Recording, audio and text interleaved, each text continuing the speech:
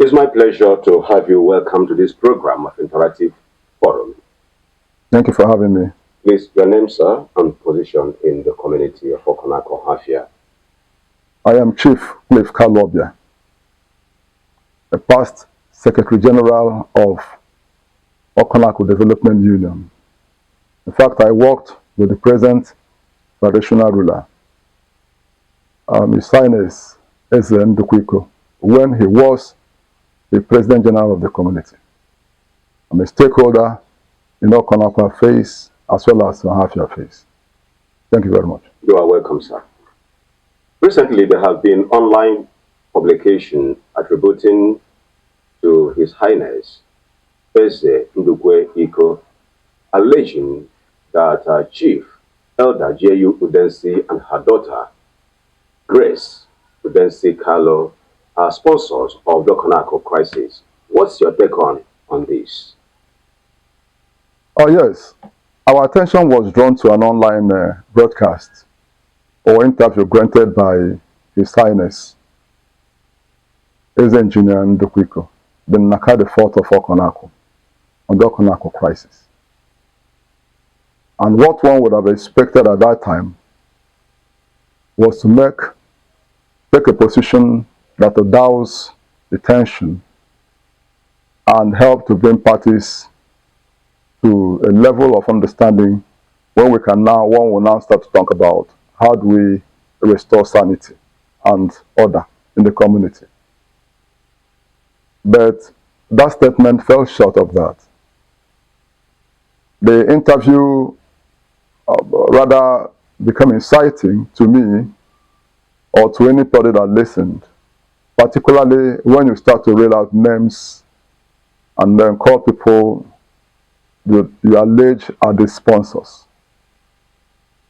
Those positions were not very perfect. One would have expected the traditional ruler to say, look, hey, this thing has happened. Somebody has died or alleged to have died. Properties have been destroyed. So how do we restore that? It is not the time to say that somebody is sponsoring. It's a very weighty allegation, and it's unfortunate that I had to say that.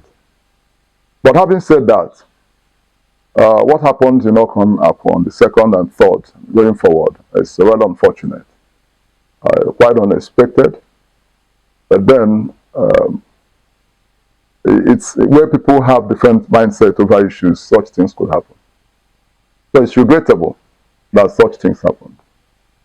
Now let me talk about Elder J.U. Udensi that he mentioned specifically. Elder J.U. Udensi is a major and critical stakeholder in the affairs of Okon-Aku community. This is a man that has contributed immensely, substantially, to the enthronement of peace and order in the community. It's a man that has earned the respect of people in the community. A man that has integrity. A man that has not fallen short of helping to build a society where anyone will come in and say, look, I am proud to belong to Okon-Aku. Developmentally, socially, politically, he's been there. He's a father figure. In fact, at the moment, if you don't count Elder J.U. Udensi, I don't know who else you'll call as an elder statesperson and somebody who has continued to take active interest in the affairs of his community. And so for anyone to want to desecrate that name will be quite unacceptable. I'm not saying that because I'm from the same compound with Elder J.U. Udensi, I have to say that, but I'm saying that because I know it is the truth in Okon-Aku. If you ask the average Okon-Aku person who Elder J.U. Udensi is, he will tell you he's someone. There was never a chieftaincy title ceremony that was said. People just gathered and came to his place and said, "You are," because of his antecedents. Recently, when a section of our community that live at one area of the community cried out over the poor nature of their roads, if you are navigating Okon-Aku from the Amoma Amango bypass, you will notice that the route that leads to Okon-Aku, which is a major road, a federal road for that matter, has been in serious decay. But these folks say, hey, look, let's fix this place. Because the road belongs to us, we can't continue to wait for the government. And people were donating. LJ Udensi is on record has contributed over 50 million naira towards they have rehabilitation of that road. And if you go to that place now, you see the kind of work that has been done. People are using that road. But there are people who are living there who have not contributed a dime, who have not even shown interest, who have not even shown concern. So how can you be talking about such person that has done that not quite 3 months ago?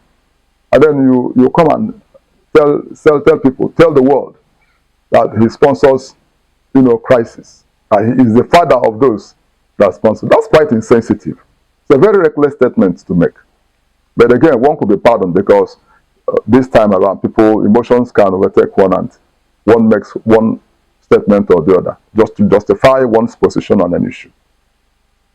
Now, away from that, we go to Grace. Who is this young lady? Ordinarily, people in her mood will say, let me keep my money and junket around the world, buy property, buy flashy cars, buy jewelries, buy clothes. But far from it from this lady. He has deployed his resources towards the development of the community. And I want to ask this question. How would one, light a candle and then go somewhere, carry water from the window and start to point the candle? I don't think that is sanity. It's an insane situation. Long before people started to talk about, you are going to put solar, you are going to do this, he contributed substantially, bought solar lamps and installed at the public market. We'll talk about public market, not before his father's house, not before his mother's house, not in the compound, at her compound square, but at the market. Because an appeal was made to convert that market to a daily market. And so there was the need for light. Our people had that cry, that request for light. But she went out of her way and contributed substantially. I'm aware of the figure that she gave. Away from that, if you go to a school called Okamo Secondary Commercial School, there was that dilapidated vehicle right in front of the school. So administrations have come in and gone. People have made promises and then they went by. They faltered. But silently, a magnificent 5-classroom block. She single-handedly renovated it. And now somebody is telling me that because that person asked for justice and fair play, and that person is sponsoring crisis. I mean, it's unthinkable. We go out from this development area. What about peace building? It's on record that when His Highness was elected, or was appointed by the government as the traditional ruler of the community, he went with some people to pay courtesy call on LJ Udensi at a residence at Aba. This is a man that does not shut his gate against anybody. He opened his gate and admitted everyone to his parlor. And they talked like brothers, people from the same area. And he gave his counsel on how to move our community forward. How could he have done all those ones? And somebody turns around and claim he's a sponsor. That reminds us what happened some time ago, I think in October or November, when someone made a very reckless statement that the problem with the community was LJ Udensi. When he heard it, he just laughed over it. He said, that young man does not know who LJ Udensi is. In fact, if he comes here now, he cannot identify me. That's the kind of mind he has. It's a mind that has never taken anybody to the police from the community.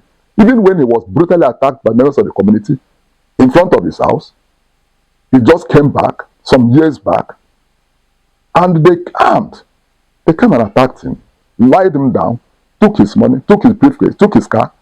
The whole community erupted and then pursued those miscreants. They abandoned the car somewhere and then went away. Even when the matter was taken to court, he personally said he does not want to be a part of the shedding of anybody's blood, particularly when that person comes from the community.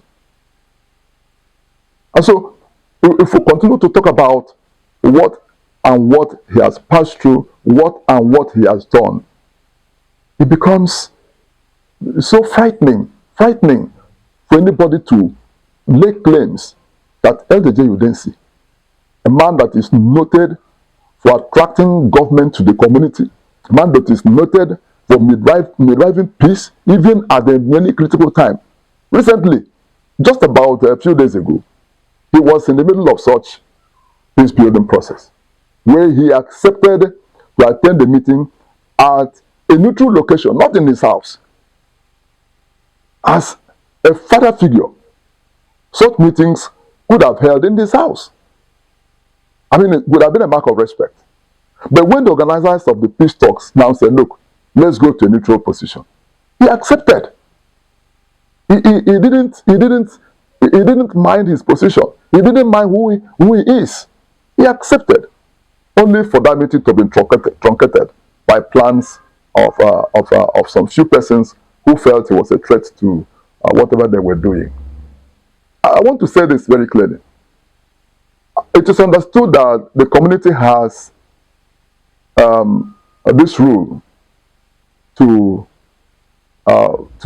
provide security during the Yuletide or when people are coming.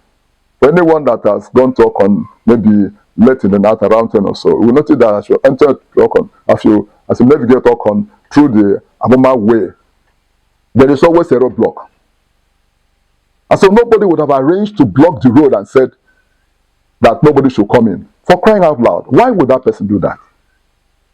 And this was somebody, I'm talking about Grace now, this was somebody that was busy entertaining people that came to visit the mother who had just held an occasion.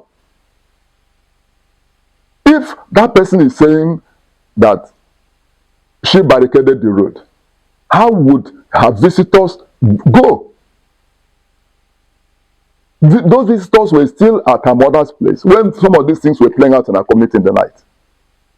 I'm not going to talk about what happened in the communities. In the compound. I'm not from that compound. What I'm talking about, the individuals that we all know, and the individuals that people know the antecedents. And so I think it's unfortunate that such statement could come from him. But again, we cannot decide to be emotional now, so that we don't go on to incite people the more.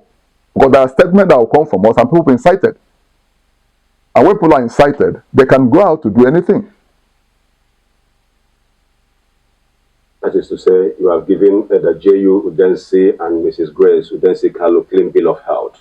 As a matter of fact, I'm not only giving them clean bill of health, I'm telling you that as far as Okon-Aku is concerned, their position is 1, peace, 2, justice, 3, development.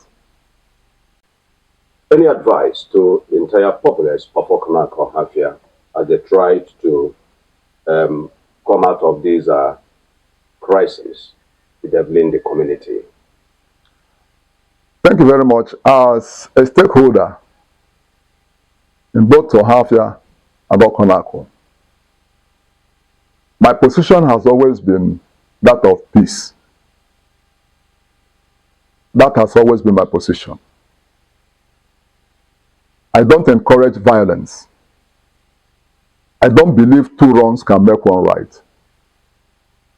I believe in the fact that if somebody offends you, you go to him and tell him, you have offended me.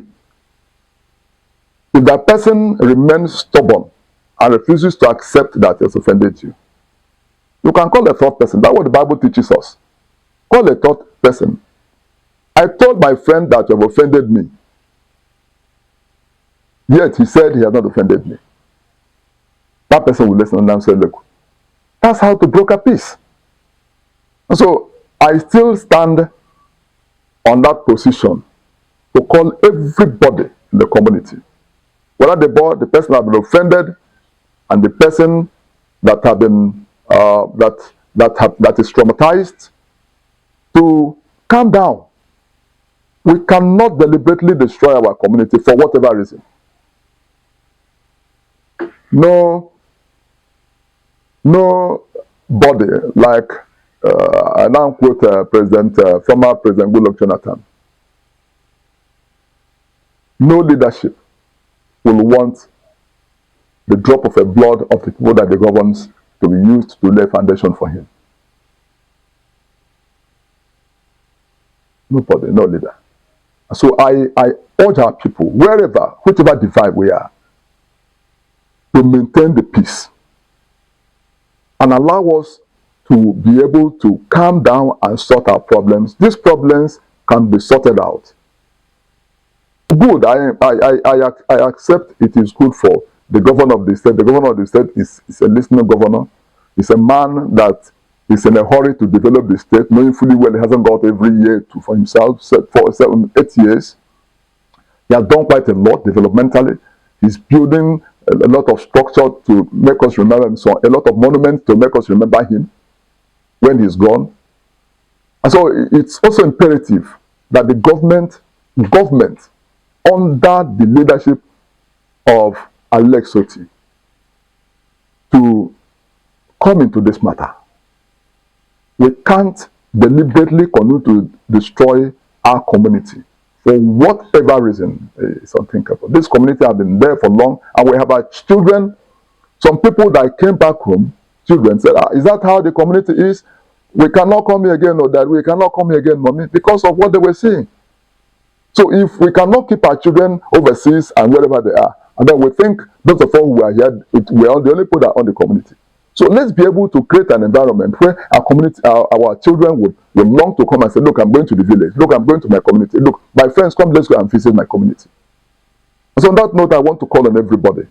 Let us stop levying accusations, making spurious allegations against anybody, insulting people right, left, and center, carrying out arson, carrying out arms and shooting at people, killing and maiming. Those are not answers to our situation. The scale of devastation we've suffered in recent times is such that we need to sit down and ask ourselves, what do we really want? What do we want? And I think, I want to be very, very personal now, that Udensi has the capacity to give leadership in the community. I'm not being sentimental, because he's somebody who has seen it all. I want us to build that common trust around one another. Whatever anyone can do very well, trust him to do it very well and very effectively. It's one thing to do something and to do it very well. I normally tell people to do the right thing and do it rightly. And so that is the point that we are now. I urge everyone in the community to maintain the peace. God will help us. Thank you very much. Thank you very much, Chief Cliff Kalobia, the community leader in Ohafia and Okon-Aku. God bless you. Thank you very much.